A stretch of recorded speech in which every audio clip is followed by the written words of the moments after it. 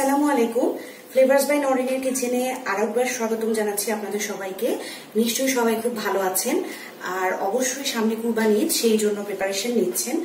আমারও কুরবানি ঈদের প্রিপারেশন নিয়েই আপনাদের সামনে আজকে হাজির হওয়া। আমি খুব সহজে কিভাবে গরুর রেজালা বা গরুর ভুনা মাংস রান্না করি সেটাই দেখাবো। আপনারা কিভাবে কুরবানির সময় করতে পারবেন সেই সহজ রেসিপিটা দেখাচ্ছি। আমার কাছে অনেক রিকোয়েস্ট এসেছিল আমার মেসেঞ্জারের ইনবক্সে আমার বন্ধুদের, যে আমি যেন একটু গরু মাংসটা সহজ করে দেখাই। তো আজকে আমি সেটাই চেষ্টা করছি যে গরু মাংস কিভাবে আমি রান্না করি সহজ করে, যে বাসায় যা উপকরণ থাকবে সেটা দিয়েই। তো চলুন দেখি কিভাবে আমি আমার এই মশলা দিয়ে প্রিপারেশন নেই।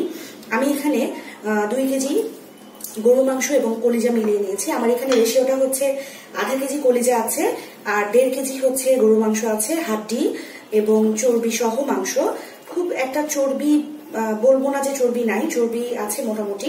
যেটা আসলে আমরা কুরবানির সময় যেরকম মাংস পাই সেরকম ভাবেই আমি নেওয়ার চেষ্টা করেছি। একদমই টাটকা মাংস এটা। তো এই মাংস হচ্ছে, তাহলে এখানে আমার পরিমাণ আছে প্রায় 2 কেজি। তো 2 কেজির জন্য আমি ফার্স্টে এখানে মশলাগুলো বলে নিই যে কি কি লাগছে আমার। আমি এখানে নিয়েছি ধনে গুঁড়া, হলুদের গুঁড়া, মরিচের গুঁড়া, রসুন, জিরা বাটা, আদা। এখানে আছে পেঁয়াজ এবং পোস্তদানা ও বাদাম বাটা, কিন্তু ওটা আমি এখানে দিচ্ছি না। আমি পেঁয়াজ কুচি করে দিব আর এইটুকু মশলা দিয়ে আমি ম্যারিনেট করে রাখবো। ম্যারিনেট করে রাখতে হবে আমাকে প্রায় 1 থেকে 2 ঘন্টা। আপনারা কুরবানির সময় যখন করবেন তখন আধা ঘন্টা রাখলেও হবে, কারণ কুরবানির মাংস আরো বেশি টাটকা হবে আল্লাহর রহমতে। তো আমি শুরু করছি আমার মশলা দেওয়া। আমি ফার্স্টে যেটা দিব, ফার্স্টে দিচ্ছি হচ্ছে লাল মরিচের গুঁড়া। এটা আপনারা আপনাদের স্বাদ মতো দিবেন, যদি ঝাল বেশি খেতে চান। আমি এখানে আমার এই চামচের, আসলে এটার মাপ একদম আধা চামচের মতো, তো আমি এই চামচের 4 চামচ দিলাম, মানে আমি 2 চা চামচ দিয়েছি। আমি ধনে গুঁড়া দিচ্ছি 1.5 চামচের পরিমাণ। আমি হলুদ দিচ্ছি 1 চামচ আর আধা চামচের একটু কম। আমি এখন দিব হচ্ছে রসুন বাটা। গরুর মাংসে রসুন আদা, রসুনটা কমই লাগে, অত বেশি লাগে না, তবে আদা বাটাটা একটু লাগে কারণ সেদ্ধ হওয়ার ব্যাপার থাকে। তো আমি এখানে প্রায় 1.5 কাপের পরিমাণ হচ্ছে রসুন বাটা দিয়েছি। আমি পেঁয়াজ বাটা দিব না, কারণ গরু মাংস সেদ্ধ হতে অনেক সময় লাগে। আস্ত পেঁয়াজ দিলে সেটাকে সেদ্ধ করতে সাহায্য করবে। আমি আদা দিয়ে দিচ্ছি প্রায় 1/2 কাপের। আমার এই ছোট্ট একটা মেজারমেন্ট, মানে মশলা বাটার কাপ যেটা, তো এটাতে হিসাব করলে 2 টেবিল চামচের মতো আছে। আমি দিব হচ্ছে জিরা বাটা। আপনারা নিশ্চয়ই এখানে খেয়াল করেছেন যে গরম মশলা নাই। আমি আমার গরম মশলার একটা রেসিপি আপনাদের সাথে শেয়ার করবো ইনশাল্লাহ। তো সেটার মধ্যে যে গরম মশলার রেসিপিটা আছে আমি সেটা এখানে দিব, সেই রেসিপির গরম মশলাটা দিব। তো ওইটা আপনারা ডিসক্রিপশন বক্সে পাবেন ইনশাল্লাহ। তো ওটা দেখে গরম মশলাটা তৈরি করে নেবেন। এখন আমি যেটা করছি, আমি হাত দিয়ে ম্যারিনেট করে ফেলছি। আমি লবণ দিচ্ছি আমার স্বাদ অনুযায়ী, আপনারা আপনাদের টেস্ট অনুযায়ী দিবেন। আপনারা আপনাদের টেস্ট অনুযায়ী লবণটা দেওয়ার চেষ্টা করবেন। এটা খুব ভালো করে আমি হচ্ছে মাখিয়ে নিব, ম্যারিনেট করব। আমি পেঁয়াজ কুচি করে রেখেছি, খুব রাফলি মোটা মোটা করে কুচি করেছি, কারণ যতক্ষণ গরু মাংস সেদ্ধ হতে সময় লাগবে ততক্ষণে পেঁয়াজটাও সুন্দর গলে এটার সাথে মিশে যাবে। আমি খুব সুন্দর করে মিশিয়ে নিচ্ছি। আর হচ্ছে এখানে দিয়ে দিলাম পেঁয়াজ, প্রায় 2 কাপের পরিমাণ আছে, প্রায় 2 কাপ পরিমাণ হচ্ছে পেঁয়াজ।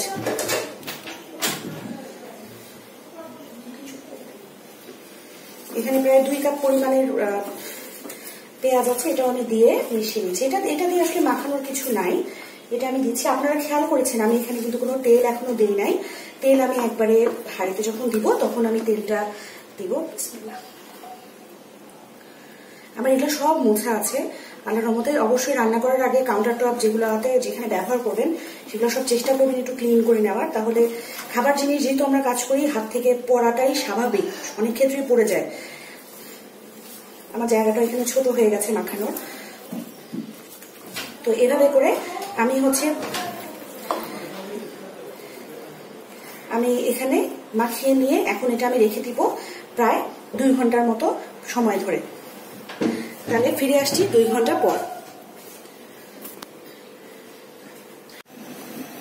আসসালামু আলাইকুম। আমাদের 2 ঘন্টার ম্যারিনেশন হয়ে গেছে গরু মাংসের।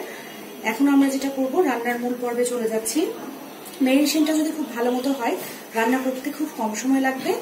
তাহলে আমরা প্রথমে যেটা করব, হাঁড়ির মধ্যে তেল দিয়ে দিব। আমি এখানে প্রায় হাফ কাপের মতো তেল দিয়ে দিলাম।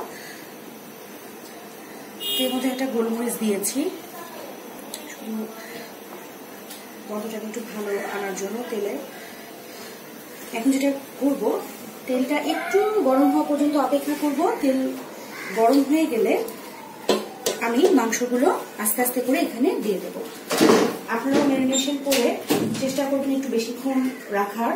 আমার একদম 2 ঘন্টা হয়েছে, আমি 2 ঘন্টা পরে এখানে আসছি। তাহলে রান্না করতে খুব কম সময় এবং রান্নার টেস্ট অনেক ভালো হবে। আমি এখনও কিন্তু এখানে কোনো গরম মশলা দিই নাই। আমি একটু কষানোর পরে আমি গরম মশলা অ্যাড করবো।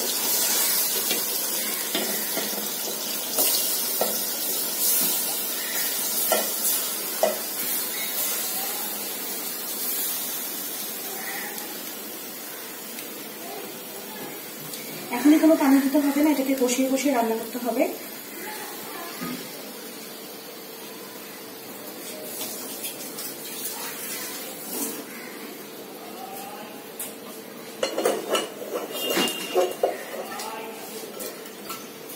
আমি এখন একটু জালটা বাড়িয়ে দিচ্ছি এবং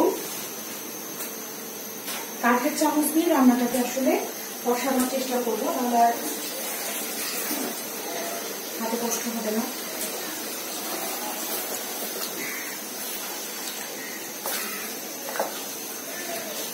যারা কলিজা পছন্দ করেন না, কলিজা দিবেন না।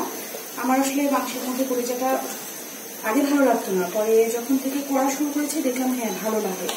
আর কলিজা আসলে সেদ্ধ করে ওই কলিজার যেমন গ্যাস থেকে একটা ময়লা বের করে, আসলে এটা ময়লা থেকে বেশি কলিজার মধ্যে যে গুণাগুণ আছে সেটাই অনেকটা বের হয়ে যায়। তো যদি ঠিক মতো রান্না করা যায় তাহলে কলিজার গন্ধটাও ভালো থাকে আর কোনো কিছু নষ্ট হয় না। একবার এটাকে রান্না করে দেখবেন, ইনশাআল্লাহ আপনাদেরও ভালো লাগবে। তাহলে আমরা এখন যেটা করব, এটাকে আমরা ঢেকে আধা ঘন্টার জন্য ছেড়ে দিব। গরু মাংসটা আমরা স্লো কুক করব। এখন একটু বাড়িয়ে রেখেছি, তারপর স্লো কুকে চলে যাব। তাহলে আস্তে আস্তে এটাকে রান্না করতে সময় দিতে হবে এবং এই রান্নাটা তখনই বেশি মজা আসবে যখন আস্তে আস্তে করে চুলায় হবে। আমি এখনো কোনো গরম মশলা কিছু দিই নাই। আমি গরম মশলা যে গুঁড়াটা ব্যবহার করি সেটা রেসিপির লিঙ্কটা আপনাদেরকে দিয়ে দিব, আপনারা আশা করি ব্যবহার করবেন। আমি এটা এখন ঢেকে দেব। আমি এই বাটি ধোয়া যে পানিটা, এটা আমি পরে দিব, এখন দিব না। আসলে আমার কাছে না কিছু নোংরা নষ্ট করতে একদম ভালো লাগে না, বিশেষ করে খাবার দাবার রান্না, এটা খুব গুনাহ হয়। সো আপনারাও চেষ্টা করবেন একদম নষ্ট না করে রান্না করতে, যে কিভাবে আসলে অপচয় না করে রান্না করা যায়। যতটুকু লাগবে ততটুকুই আমি ওখানে পানি দিয়েছি। ইনশাল্লাহ সেদ্ধ হওয়ার উপর ডিপেন্ড করছে আমার যার পানি লাগবে কিনা। এখন আমি যেটা করলাম, তাহলে আমি এটাকে ঢেকে দিচ্ছি। ঢেকে রান্না করব পুরোপুরি আধা ঘন্টা।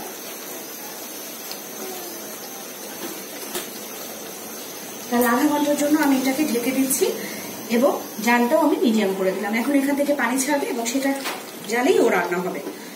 তাহলে ফিরে আসছি আধা ঘন্টা পরে।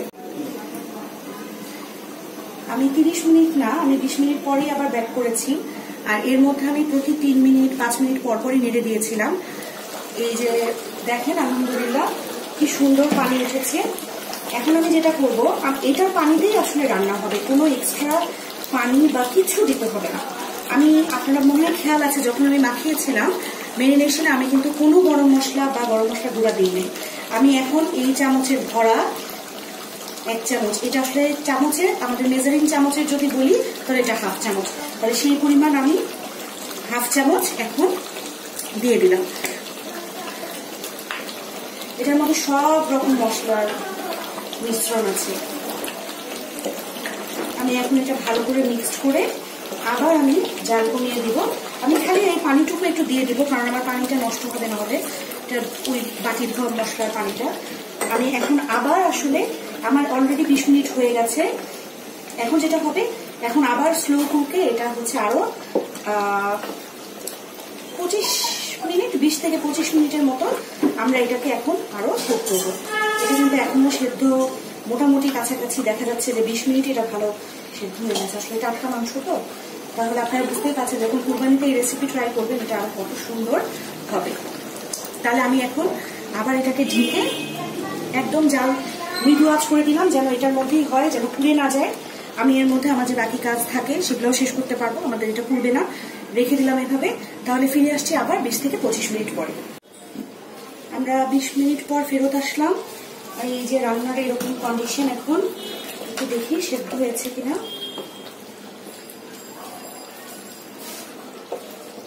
হ্যাঁ, একদম খুবই সুন্দর মাশাআল্লাহ সেদ্ধ হয়ে গেছে। এখন যেটা করবো, আমাদের লাস্ট কিছু জিনিস দেবো, সেটা হচ্ছে যেহেতু গরু মাংস বড়রাই খায় সেজন্য আমি একটু কাঁচামরিচ দিলাম। আর দিব হচ্ছে একটু ওই যে ভাজা গরম মশলা, সেটা দিব। এখন আর বেশি দিব না, এখন অল্প একটু পরিমাণ দিব।